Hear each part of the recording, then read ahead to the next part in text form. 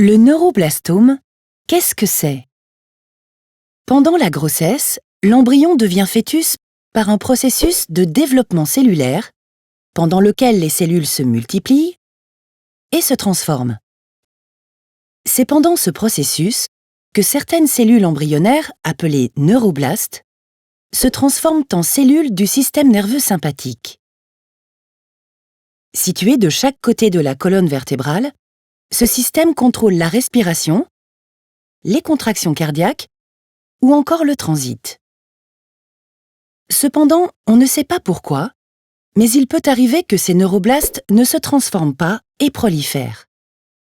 La multiplication de ces cellules immatures et anormales peut alors former une tumeur située le long de la colonne vertébrale ou dans l'abdomen, le neuroblastome. D'origine inconnue, il peut apparaître très rarement pendant la grossesse, après la naissance, chez l'enfant jeune ou plus rarement chez l'adolescent ou l'adulte. Les cellules anormales ont une grande capacité de migration. Elles peuvent se loger à différents endroits, dans l'os, le foie ou les ganglions.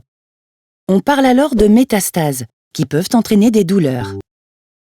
Les symptômes du neuroblastome varient en fonction de la localisation de la tumeur et de l'existence de métastases. Le diagnostic se fait très tôt. 90% des patients ont moins de 5 ans au diagnostic. Il existe un système international de classification pour caractériser le stade d'avancement de la maladie. Stade localisé. La tumeur est confinée à une seule partie de l'organisme.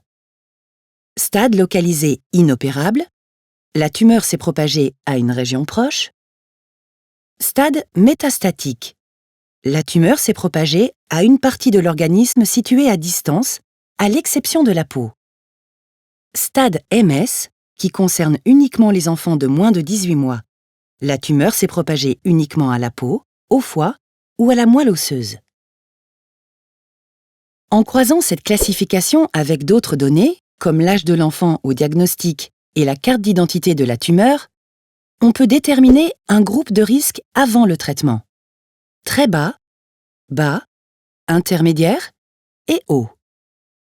Le groupe de risque détermine le protocole de traitement adapté. Pour un neuroblastome de risque très bas, plusieurs options sont possibles. Une surveillance, de la chirurgie et parfois une chimiothérapie adaptée. Pour un neuroblastome de haut risque, une chimiothérapie est d'abord proposée. Une collecte de cellules souches du patient est recommandée, puis la tumeur est retirée par chirurgie.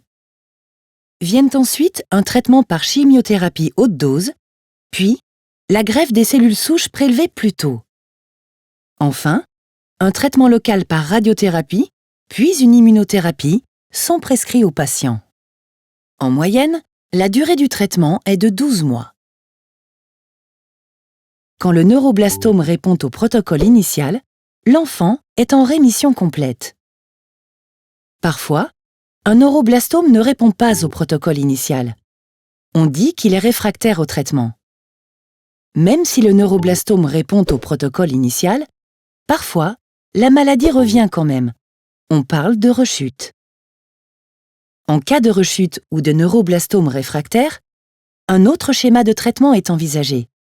Une chimiothérapie adaptée, une radiothérapie et ou une immunothérapie peuvent être proposées.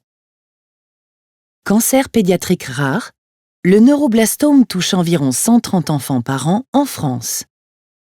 Dans tous les cas de figure, les médecins suivront votre enfant pendant longtemps pour l'aider à bien s'engager dans sa vie d'adulte.